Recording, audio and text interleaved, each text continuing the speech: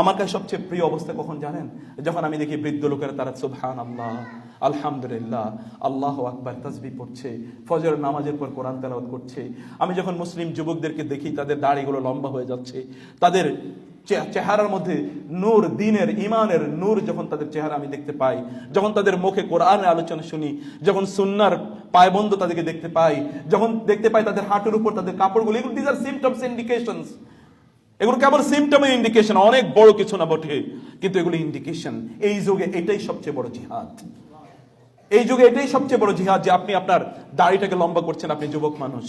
আপনি আপনার হিজাবটাকে পরে চলছেন, আপনি একজন নারী, যুবতী নারী। আপনি এদিকে চলছেন, আপনার অনেক দুনিয়ার হাতছানি আছে, সেগুলো থেকে আপনার নিজকে আপনি নিবৃত রাখছেন। আপনি আখিরাতের আলোচনাগুলোতে অংশগ্রহণ করছেন। আপনি মসজিদে সবার আগে এসে একটু বসে আছেন, আপনি এখানে তাসবিহ তাহলিল করছেন। এগুলো যখন আমি দেখি, বিশ্বাস করুন, তখন আমার অন্তরটা জুড়িয়ে যায়। তখন আমার প্রত্যাশা তৈরি হয়ে যায়, না, we are not yet lost. আমরা এখনো শেষ হয়ে যায় নাই, এখনো শয়তান আমাদেরকে একেবারেই নাস্তানাবুদ করে দেয় নাই, এখনো আমরা জেগে উঠতে পারি। আমি আপনাদের কাছ থেকে কিন্তু এরকম কিছু মানুষ চাই, এরকম কিছু মানুষকে প্রত্যাশা করতে পারি না, যাদের জিহ্বাটা আল্লাহর স্মরণে সিক্ত থাকবে। সুবহানাল্লাহ, আলহামদুলিল্লাহ, আল্লাহু আকবার, লা ইলাহা ইল্লাল্লাহ, লা হাওলা ওয়ালা কুওয়াতা ইল্লা বিল্লাহ, আস্তাগফিরুল্লাহ। এই কথাগুলোতে আপনাদের জিহ্বাটা সিক্ত হোক, এরকম কি আমরা প্রত্যাশা করতে পারি না? এরকম কিছু মানুষই আপনাদের নিজেদেরকে আপনারা বানান। আল্লাহ সুবহানাহু ওয়া তাআলা এরকম মানুষদের জন্য কিন্তু এখনো সবকিছু শেষ করে দেন নাই। কারণ আমি আগেই বলেছি, রাসূলুল্লাহ সাল্লাল্লাহু আলাইহি ওয়াসাল্লাম বলেছেন যে সবচেয়ে নিকৃষ্ট সৃষ্টির উপরে কিয়ামত অনুষ্ঠিত হবে যাদের স্মরণে আল্লাহর নাম থাকবে না। আল্লাহর নাম উচ্চারণ করার মতো একটা লোকই পৃথিবীতে যখন থাকবে না, তখনই কিয়ামত কেবল অনুষ্ঠিত হবে। আপনারা আল্লাহ সুবহানাহু ওয়া তাআলার নাম উচ্চারণের মাধ্যমে কিয়ামত এবং কিয়ামতের যত আলামত আছে এগুলোকে আপনারা ডেফার করে দিতে পারেন। কিয়ামত কিন্তু আপনি ঠেকাতে পারবেন না, কিন্তু কিয়ামতের আলামত যেন আপনি না হন, কমপক্ষে এতটুকু আপনি করতে পারেন। আপনি নিজে কিয়ামতের আলামত হবেন না। আল্লাহ সুবহানাহু ওয়া তাআলা রাসূলকে বলেছেন, ওয়াসাব্বিহ বিহামদি রাব্বিকা ক্বাবলা তুলুইশ শামসি ওয়া ক্বাবলা গুরুবিহা ওয়া মিন আনাইল লাইলি ফাসাব্বিহ ওয়া আতরাফান নাহারি লাআল্লাকা তারদা। বিশ্বাস করুন, আপনাদের টেনশনের অভাব নাই। চারিদিকে কেবল টেনশন, হতাশা, ইত্তকার আপনাকে পেয়ে বসেছে। এগুলো কোনোটাই আপনাকে মুক্তি দিতে পারে নাই। সবকিছু থেকে আপনি সবকিছু আপনাকে টেনশন প্রদান করছে। এগুলো থেকে যদি আপনি বাঁচতে চান, তাহলে আল্লাহ সুবহানাহু ওয়া তাআলা তাসবিহ করতে হবে। আল্লাহ নিজেই সে কথা বলছেন, লাআল্লাকা তারদা, তাহলে তুমি সন্তুষ্ট হবে। আর রেদা, এখন তো আপনার সন্তুষ্টি নাই, কোথাও কোনো সন্তুষ্টি আপনি পাচ্ছেন না। না বাসায় সন্তুষ্টি আছে, না চাকরির স্থলে, না ব্যবসা বাণিজ্যে, না দেশে, বা না বাইরে, কোথাও আপনার কোনো সন্তুষ্টি নাই। না সমাজে, না সমাজের বাইরে, কোথাও আপনি সন্তুষ্টি পাচ্ছেন না।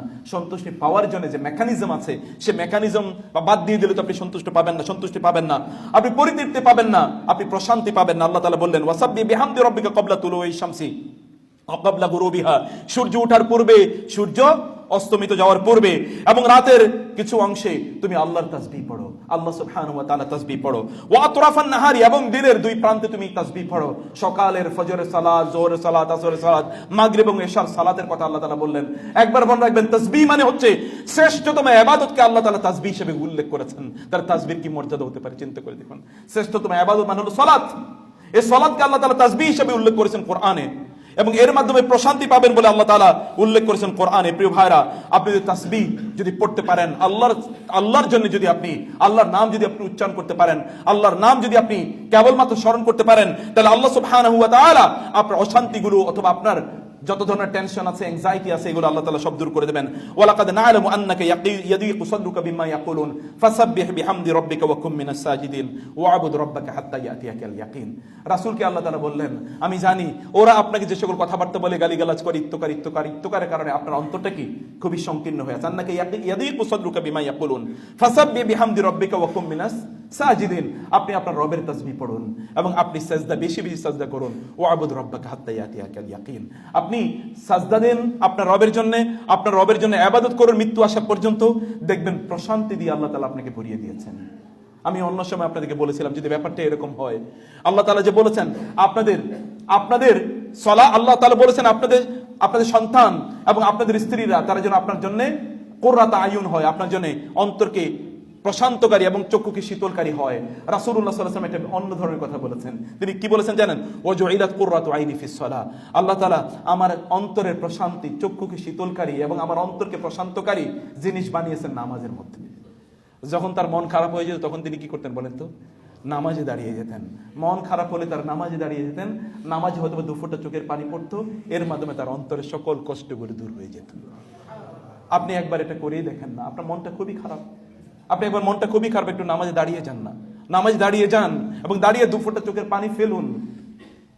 তাহলে দেখবেন আপনার অন্তরটা কিভাবে প্রশান্ত হয়ে যায়। আপনার সন্তানদেরকে নিয়ে তাহাজ্জুদে নামাজ পড়ুন। আপনি যদি ঘুম থেকে উঠে দেখেন যে আপনার সন্তান, আপনি ঘুম থেকে গভীর রাতে ঘুম থেকে উঠলেন এবং দেখলেন আপনার সন্তান তাহাজ্জুদ সালাত আদায় করছে এবং আল্লাহকে বলছে, আল্লাহ আমার বাবা মাকে তুমি ভালো রেখো, তাদের কষ্টগুলো দূর করে দাও, আমার ঈমান তুমি বাড়িয়ে দাও, তোমার দিনের উপর আমাকে প্রতিষ্ঠিত রাখো। এই কথা শোনার পর আপনার চোখ থেকে 2 ফোঁটা পানি পড়বে না? পড়েন তো, পড়বে কিনা? আমার আহা, আমার কি দিনদার সন্তান। আপনার মেয়েটা যদি এরকম রাত জেগে আল্লাহর কাছে যদি প্রার্থনা করে এবং আপনি দেখলেন হঠাৎ করে ঘুম থেকে উঠে দেখলেন আপনার সন্তান আল্লাহর কাছে কাঁদছে, অথবা আপনার স্ত্রী তিনি সাজদায় লুটিয়ে পড়ে কাঁদছে, আল্লাহ আমার স্বামীকে তুমি সুস্থ রেখো, আপনার মনটা কেমন হবে? চোখ থেকে 2 ফোঁটা পানি পড়ে যাবে। এটি হচ্ছে রব্বানা হাব লানা মিন আজওয়াজিনা ওয়া যুররিয়াতিনা কুররাতা আয়ুন ওয়াজআলনা লিল মুত্তাকিনা ইমামা। এটি আপনি কখন করতে পারবেন? আপনি তখনই করতে পারবেন যখন আপনি নিজে আল্লাহর কাছে ফিরে যাবেন।